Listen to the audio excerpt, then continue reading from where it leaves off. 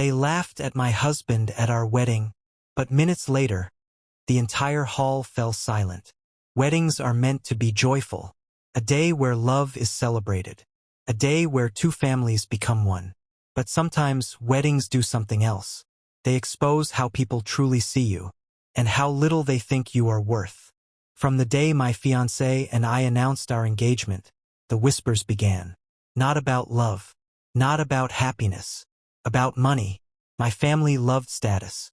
They loved titles that sounded expensive, jobs that made people nod with respect, houses that could be shown off, cars that made noise when they arrived.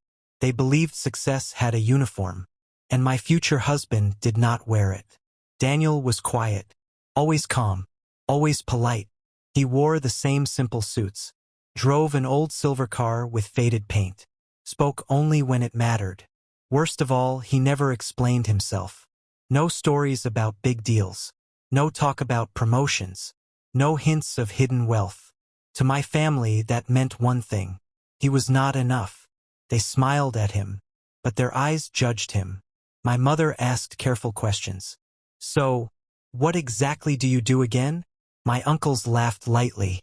As long as he treats you well." My cousins whispered when they thought I couldn't hear. "She could have married better." I ignored them, because when Daniel looked at me, I felt safe, and loved, and calm in a way money had never given me. Still, I knew the wedding would be difficult. The reception was held in a grand hall. Tall ceilings, crystal lights, white flowers everywhere. Everything was perfect, too perfect. Guests moved from table to table, smiling, laughing, judging.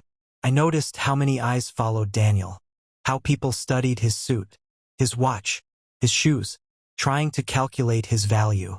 Daniel didn't notice, or pretended not to. He sat beside me, relaxed, holding my hand. Then it happened. My cousin stood up with her glass. She had not been planned for a speech, but no one stopped her. She smiled sweetly, the kind of smile that hides a knife. "Let's congratulate my dear cousin," she said, "for choosing love over comfort." A few people laughed. She turned to Daniel. "Not everyone can afford ambition," she said lightly, "but at least he looks honest." This time the laughter was louder. My chest tightened. My face burned. I wanted to disappear. I looked at Daniel. He did not move, did not frown, did not defend himself. He simply sat there, still, calm. And for a moment, I realized something. Whatever he carried inside him was heavier than their words.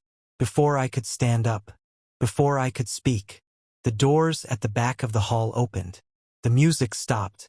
Silence fell like a curtain. Two men stepped inside, tall, straight-backed, wearing formal military uniforms. Then two more, then more. Their shoes struck the floor in perfect rhythm. Slow, measured. Every guest turned. Every conversation died. They did not look around, did not smile, did not hesitate. They walked straight toward our table. My heart began to race. The man in front stopped directly in front of Daniel. He stood straighter, lifted his chin.